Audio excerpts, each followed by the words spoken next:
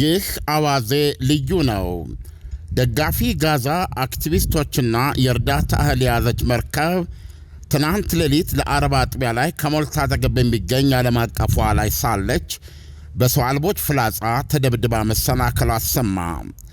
መርከቧ የነጻነት ጥምረት በሚል ስም ተልዕኮ ተሰጥቷት ጀልባዎችን ከኋላዋ አስከትላ በመጓዝ ላይ ነበረች። የጥቃቱ ኢላማ የሆነችው መርከብ መሪዋ ነበረች። ጥቃቱን ያደረሱት ሁለት ሰው አልቦች ሲሆኑ ዋነኛ ኢላማ ያደረጉትም የጀልባዋን ጄኔሬተር ነበረ። በዚህም ተሳክቶላቸው መርከቧ መንቀሳቀስ በማትችልበት ሁኔታ ተሰናክላለች። በግማሽ አካሏ ላይ ደግሞ ከባድ እሳትና የመሸንቆር አደጋ ስለደረሰባት ጉዞዋን ለመግታት ተገዳለች።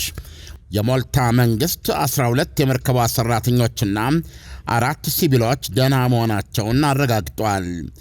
ይህንን ጉዞ ያደራጁት ደጋፊ የፍልስጤም አክቲቪስቶች ለጥቃቱ እስራኤልን ይወነጅላሉ። የዚህ ጉዞአቸው ዓላማም ሕገወጥና ገዳይ ያሉትን የእስራኤል የጋዛ ከበባ ለመገዳደርና ለሕዝብ የሚያስፈልገውን ነፍስ አድን እርዳታ ለመስጠት ነበረ። ከ21 አገራት የተውጣጡ አክቲቪስቶች መሆናቸውንም ይናገራሉ።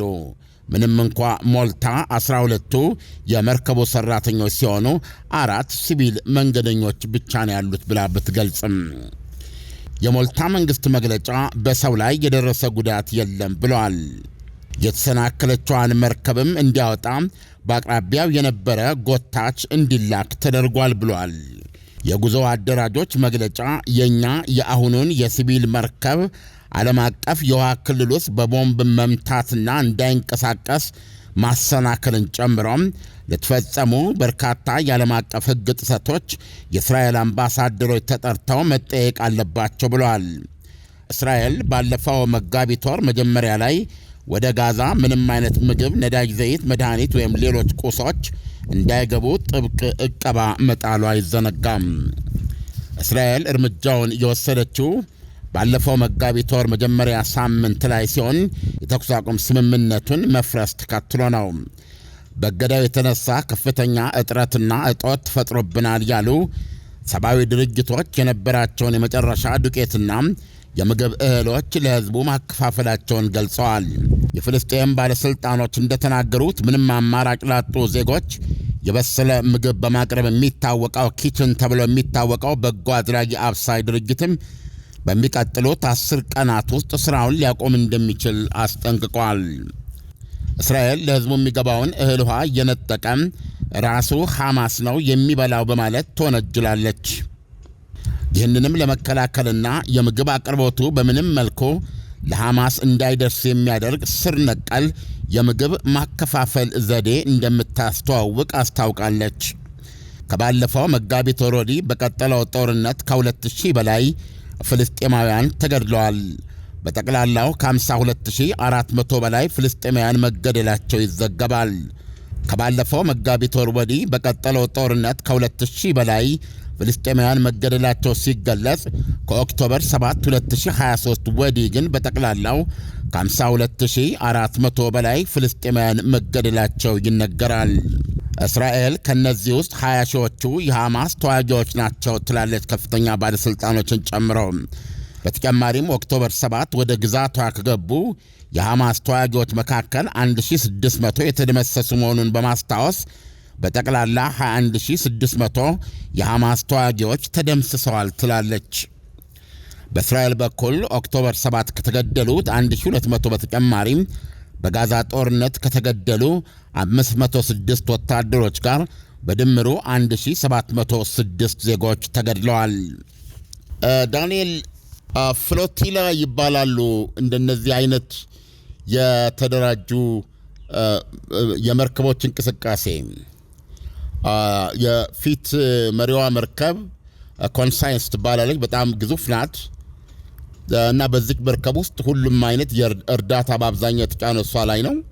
እንደዚሁም ከኋላ ደግሞ ያሉ ቁጥራቸው በውል አልተገለጸም ጀልባዎች አሉ። እነሱም ላይ እንደዚሁ አክቲቪስቶች፣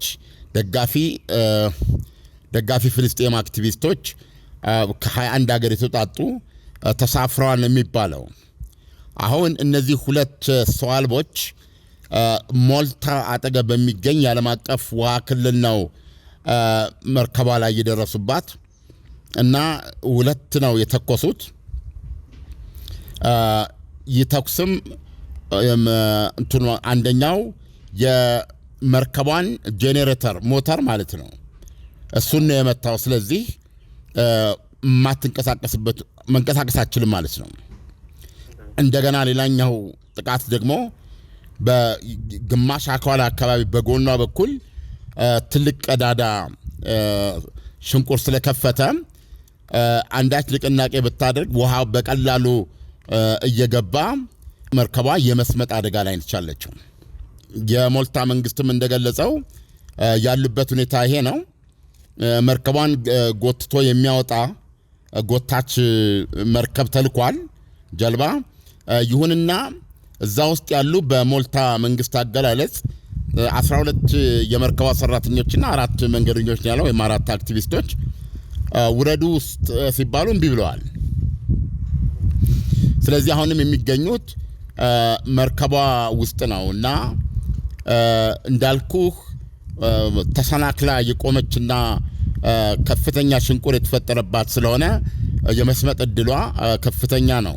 ስለዚህ ከዚህ የመጀመሪያው እርምጃ እነሱ ራሳቸውን እንዲያድኑ የነበረው፣ ነገር ግን እነሱ ለመውረድ ፍቃደኛ አልሆንም።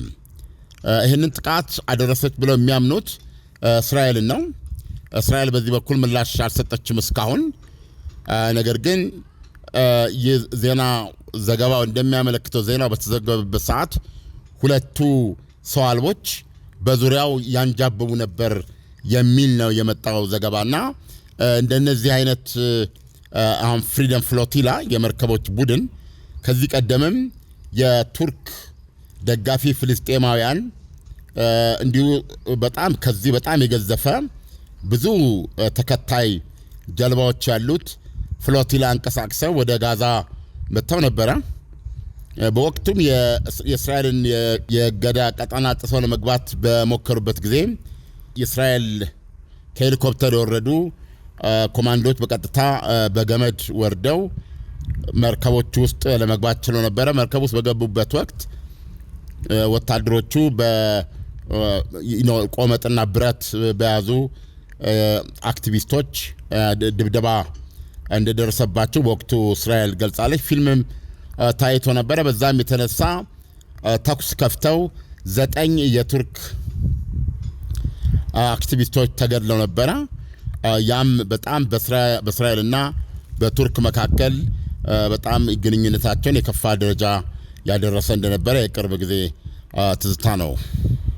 ዓለም አሁን እንግዲህ ከዘገባው እንደምንረዳው ከሆነ ከ21 ሀገሮች የተውጣጡ አክቲቪስቶችን ጭኖ ነው እንግዲህ ይህ መርከብ በሌሊት ሲጓዝ ነው በሰው አልባ አውሮፕላን ወይም ድሮን በምንለው መሳሪያ ተመቶ ከፍተኛ ጉዳት የደረሰበት። አሁን ዓለም እንግዲህ ግልጽ በሆነ ሁኔታ እዚህ መርከብ ላይ ጥቃት ያደረሰው እንግዲህ እነሱ እንደሚሉት እስራኤል ናት ይላሉ።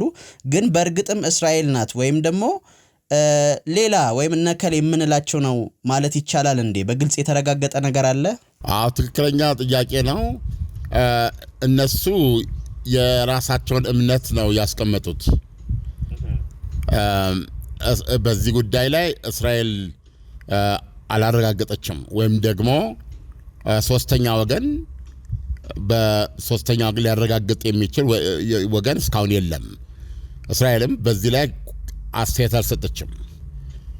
ስለዚህ እንዳልከው ይህንን ያሉት እነሱ ናቸው እና ጥያቄው ትክክል ነው። ጥቃቱን ያደረሰው አካል ማን እንደሆነ በውል አይታወቅም።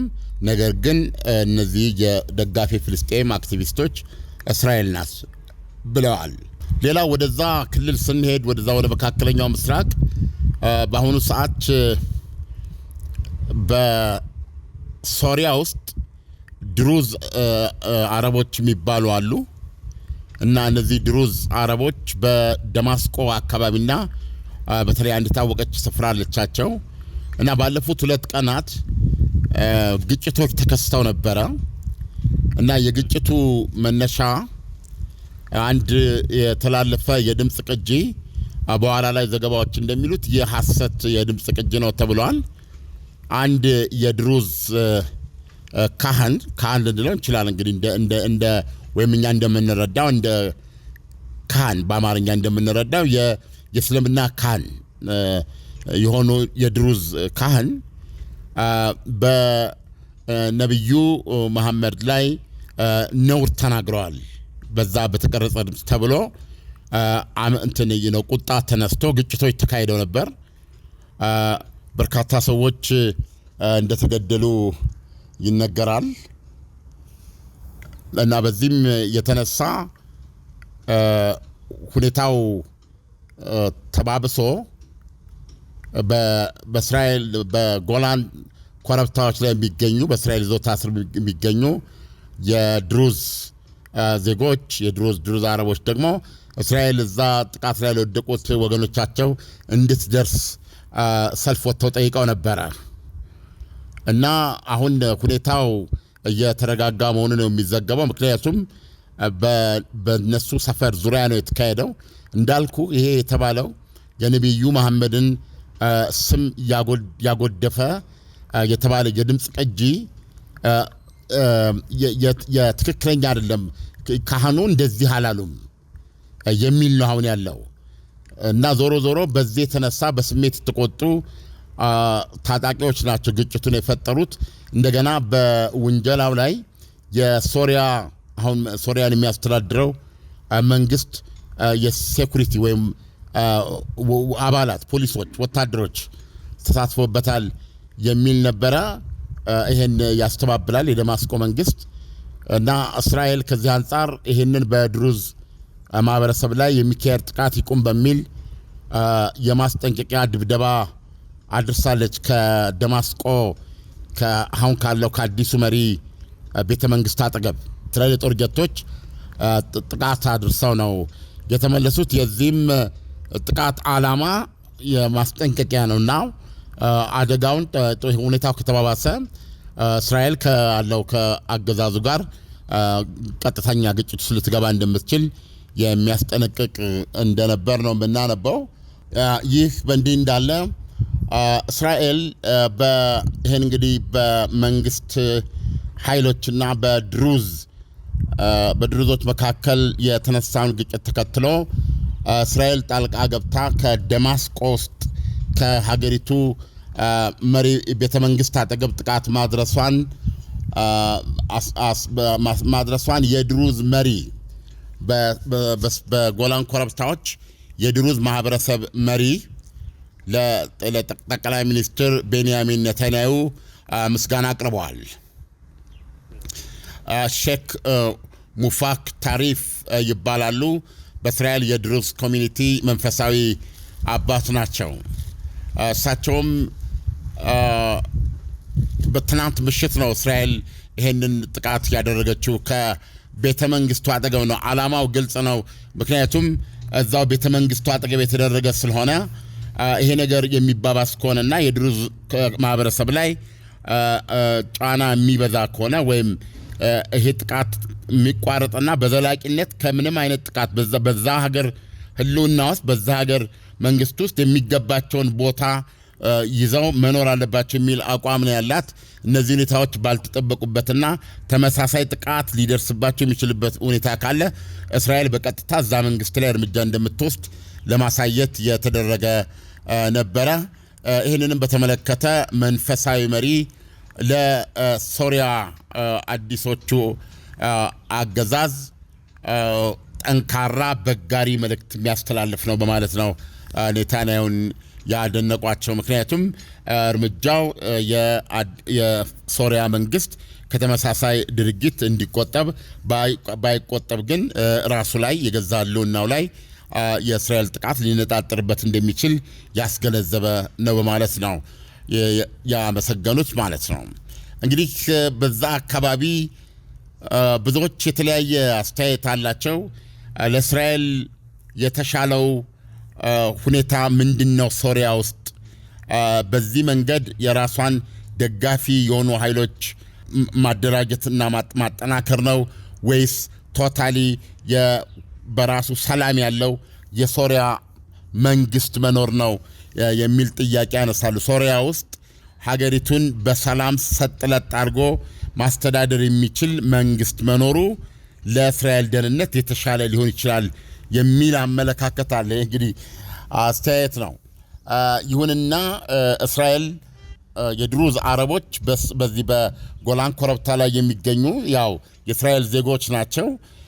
እነዚህ ድሩዞች አረቦች ናቸውና የእስልምናቸውም የሺአ እስልምና አካል ነው እና በዚህ ሁኔታ በእስራኤል በሶሪያና አለፍ ሲልም በቱርክ መካከል እንደዚህ አይነት የተቀጣጠሉ ውጥረቶች አሉ።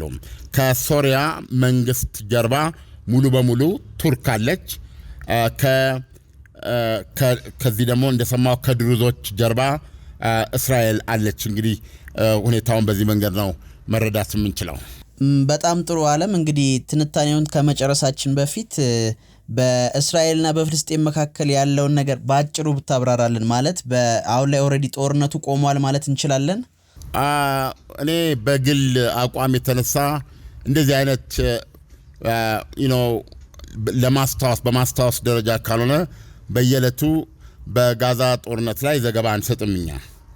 ምክንያቱም ጦርነቱ እንደቀጠለ ነው አሁንም ያለው። በእስራኤልና በሐማስ መካከል ሁለቱም ሊቀበሉት የሚችልና ጦርነቱን ለአንዴና ለመጨረሻ ጊዜ ሊያከትመው የሚችል መፍትሄ ሊገኝ አልቻለም። በጣም ጥሩ ዓለም፣ ለትንታኔው አመሰግናለሁ። መልካም ጊዜ ይሆንልህ። መልካም ጊዜ። አዋዜ ልዩ ዜና ላይ የተመሰረቱ ታሪኮች በስፋት የሚቀርቡበት ነው። አዋዜ ልዩ በየዕለቱም አጫጭር የዜና ታሪኮች ይሰጣል። የዜናዎቹን መነሻ ምክንያት ይመረምራል። በአዋዜ ልዩ ማስታወቂያ ማቅረብ ከፈለጋችሁ አዋዜ ልዩ ላይ በተገለጸው አድራሻ መሰረት ልታገኙን ትችላላችሁ። አዋዜ ልዩን ላይክ፣ ሼር፣ ሳብስክራይብ አድርጉ። አዋዜ ልዩ ዜና በልዩ ማለት ነው።